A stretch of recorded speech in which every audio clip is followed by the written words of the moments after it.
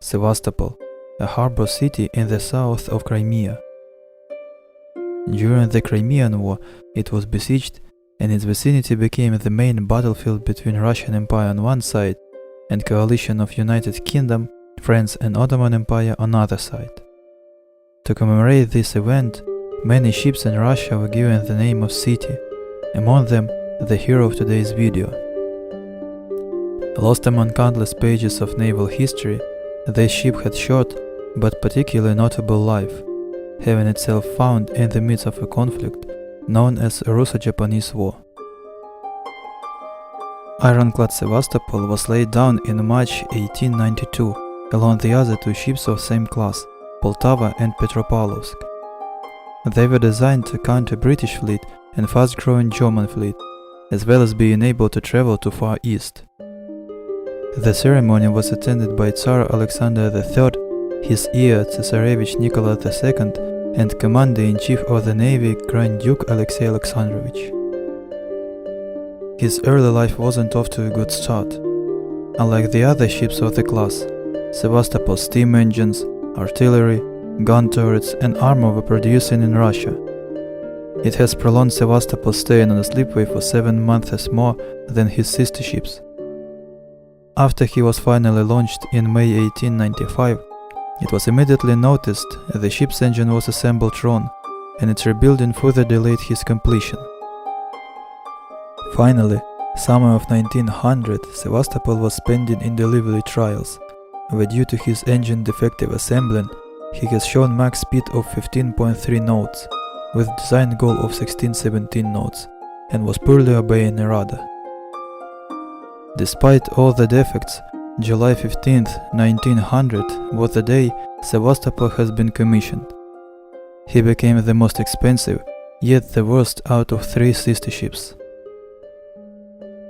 General characteristics of the ship are: displacement 11,500 tons, dimensions, length overall 114 meters, width 21 meters, height 8 meters, maximum speed 15.3 knots, engine power 10,600 horsepower.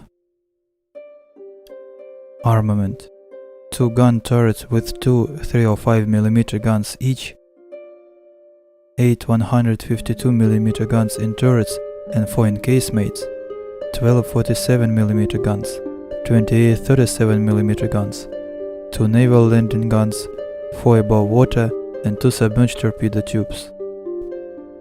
Armor: waterline belt 254 to 368mm, gun turrets 254mm, secondary turrets 127mm, deck 51 to 76mm, conning tower 229mm.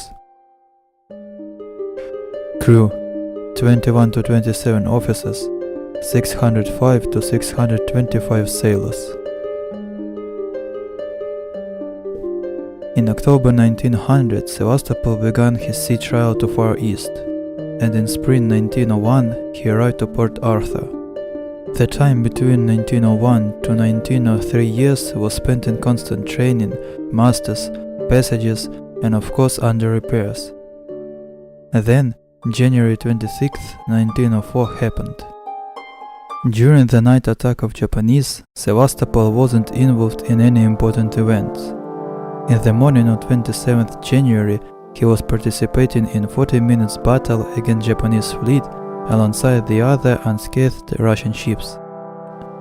During the battle, he fired 10 305mm shells and 65 152mm high explosive shells, and got hit 3 times. Some 152 or 2 or 3mm Japanese shell exploded in the second funnel, severely damaging it, and destroyed 1 board, 2 fire room fans, and an engine casing. Other 2 shells were of small caliber and damaged bridge in 2 places and a fan under it. 2 crew members were injured. After the battle, during regrouping, Sevastopol collided with Poltava, giving the latter underwater hull. Sevastopol though wasn't scathed and returned to Port Arthur along the fleet. In March 13th, the fleet was put to sea to engage Japanese forces and to practice fleet's maneuvers. During one of maneuver, ironclad Peresvet sped up and smashed Sevastopol's stern, damaging his plating and propeller. Admiral Makarov blamed Sevastopol's Captain Chernyshov and put in his position Captain Nikolai von Essen, previously commander of cruiser Novik. The result of collision, along with the general defects of engines assembling, was a decrease of ship's max speed to only 10 knots, but Sevastopol wasn't put for repair immediately. In April 2nd, Sevastopol, lying in the harbor, was bombarding Japanese ships. He made 3 shots, after which the frame of one of 305mm gun in both turret broke, disabling it for all the remaining life of the ship. After this incident, Sevastopol has finally been put for overhaul, during which the ship was serving as a meeting place for the command staff, sending some of his secondary guns to the front and sending a boat to lay mines. Soon the propeller has been rebuilt. In June 10th, new commander-in-chief of the fleet, Admiral Wilhelm Wittgift, attempted to put the fleet to sea and break through to Vladivostok, but upon facing Japanese forces he turned back to Port Arthur. When the night fell, Japanese attacked the fleet with destroyers, and Sevastopol commander's report says about 100 enemy ship. Approaching Port Arthur, Sevastopol was dodging a collision with ironclad in front of him, when he struck a mine, which detonated under the left broadside. A fire started at armor rack of 152mm gun turret, and the ship began to lease to port. Panic started among the crew. Nevertheless, the fire was extinguished and the ship was leveled off. Sevastopol proceeded under his own power to White Wolf Harbor and cast at anchor near the shore. The night covered Sevastopol, helping him avoid engagement with Japanese forces. Total casualties of the day was 11 men wounded. The ironclad once again has been put for overhaul. In the night of June 25th, during a repairing work, a fire started on the ship. The fire soon was extinguished, but 2 men died and 28 have been wounded. In July 25th, Sevastopol's repair works have been finished. In July 28th, the fleet once again was put to sea. By that time, most of previously removed secondary guns have been put back to the ship. So Sevastopol and Poltava, having full set of armament, were bringing up the rear of Russian ironclads, which were moving at 12 to 13 knots. 1 hour later, main forces of Japanese showed up from the east. The forces of opponents were almost the same as in June 10th. The Battle of the Yellow Sea has begun at midday. During the first phase of the battle, Sevastopol got hit once with no damage. But closer to the end of battle, the ship endured more harm. A rain of shells started pouring down on Sevastopol. Some shell hit armor near the right stern 152mm gun turret and broke the electric system of shell delivery, forcing crew to deliver shells by hands through the weather deck, leading to more casualties. At 5:30 p.m., a number of fires started on the ship, but they were quickly extinguished. There were severe hits to conning tower, smoke tubes and foremast. All of ship's boats were destroyed. When the Russian flagship Tsesarevich got out of fleet order, Captain Essen decided to approach the enemy line. But at that moment, a shell hit a funnel casing and damaged a steam discharge pipe, depriving the ship of steams from a boiling room. This dropped Sevastopol's speed to 10 knots, setting back any attempts of closing. So when the night fell, the ship turned back to Port Arthur, navigating by stars, as all of compasses were destroyed during the battle, and dodging destroyers' attack. During the day, Sevastopol fired 78 305mm shells and 323 152mm shells.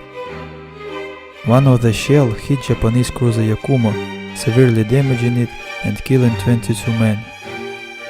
Sevastopol's casualties were 1 man dead and 61 wounded. Even though a week after returning to Port Arthur all serious damages of the ships have been fixed, There were no new attempts to break through the blockade. During the Common Staff Council in August 6th, Captain Essen proposed to put the fleet to sea and try to sink at least a couple of Japanese ships to ease the situation for upcoming 2nd Pacific Squadron, even by a price of a complete wipeout of the remaining fleet. Nevertheless, the Council decided to use the remaining forces to strengthen Port Arthur's fortress, so the ships eventually became floating batteries. Sevastopol was put in charge of defending some parts of Lushenko Mount. 1 210mm, 6 152mm and 13 small caliber guns, 3 searchlights and 123 men were sent from Sevastopol to protect the mount.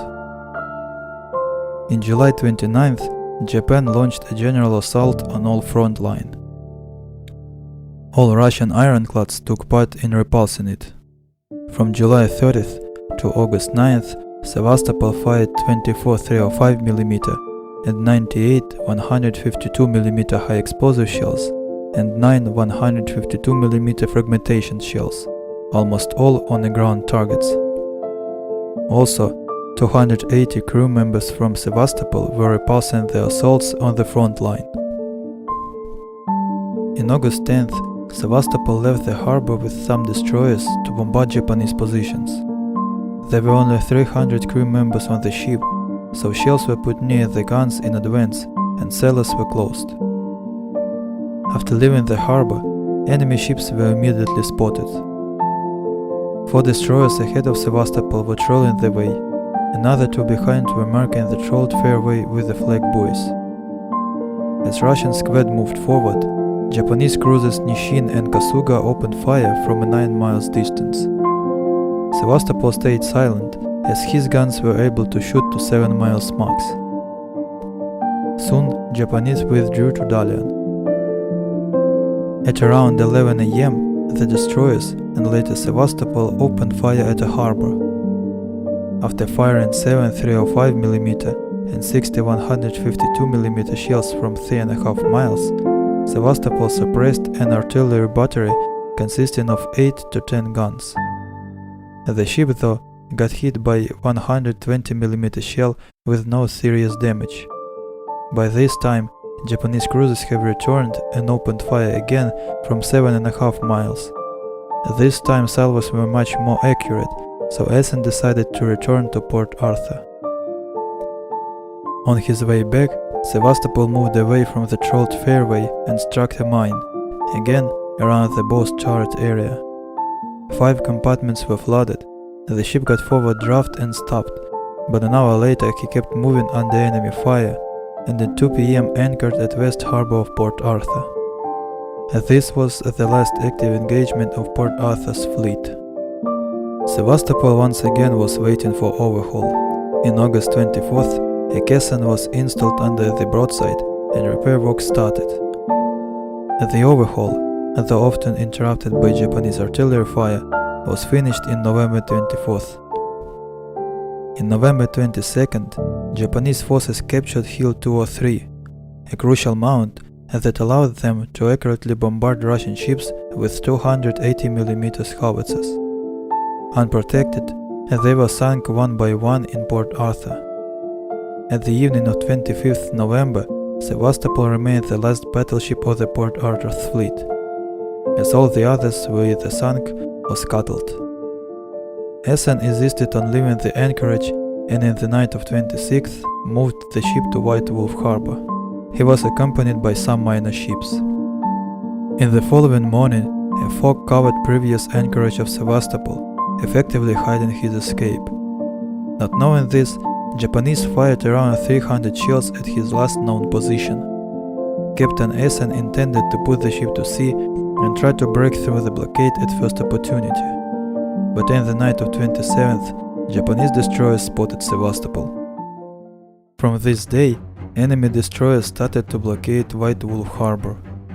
Next night, Japanese destroyers made 2 torpedo attacks, successfully repulsed. In the night of 30th November, new attack was launched by 7 destroyers and 2 torpedo boats. Sevastopol was firing from all guns, supported by a gunboat and 7 destroyers, which also left Port Arthur. One of shells hit Japanese destroyer number 64 and destroyed its superstructure. Destroyer number 62 got hit 4 times and left the battlefield with torn broadsides. Both torpedo boats were damaged.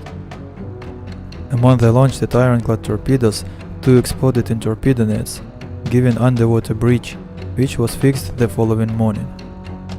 During the day, Sevastopol continued to bombard Japanese land positions from main guns.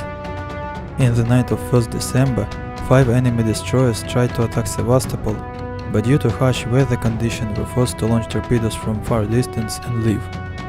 During this attack, 1 destroyer struck a mine and sank with all its crew.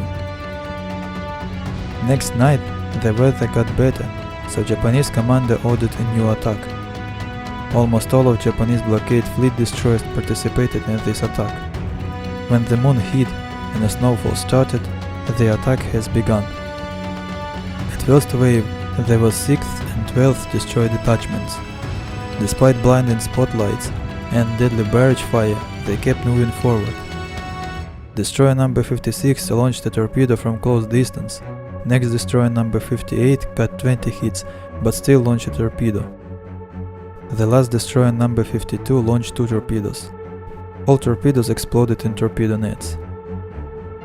Next 4 waves of attacks were executed by 4 destroyers. Number 49 was damaged and number 42 was sunk. During the last 6th wave, 2 enemy destroyers were severely damaged. This night, Sevastopol were attacked by 23 destroyers altogether. Around 30 torpedoes were launched at him and his companions. 5 of them exploded in torpedo nets, causing minor damages. Next night, the attacks continued. Destroyer number 46 got hit. Number 44, hidden by a snowfall, closed the distance and launched a torpedo, but a shell fired from Sevastopol hit its commander and torn him to pieces. 1 destroyer passed by Sevastopol and sunk Russian destroyer. During this night attack, 1 of torpedoes hit Sevastopol's uncovered stern. The steering room and few other compartments were flooded. The stern sat down on sea bottom. During all these days, around 100 torpedoes were launched at Sevastopol. Thinking the ship won't be a threat anymore, Japanese stopped their attacks. Nevertheless, few days later Sevastopol resumed his artillery barrages, surprising Japanese and forcing them to counter-fire. This was last until December 19th. After receiving an order to destroy the ship before capitulation, Captain Essen scuttled Sevastopol on following day of December 20th. Battered but not surrendered, he still remains on the sea bottom near what today is Lushenkou district of China. As for the crew, 31 officers and 507 sailors from Sevastopol were captured. Sevastopol's captain Nikolai Essen later became commander of Russian Baltic Fleet. This was a short life story of Russian ironclad Sevastopol. Crippled from his birth, the most unlucky ship of the fleet, who spent most of the wartime repairing, he nevertheless shown others that the Russian fleet could die in a less humiliating way.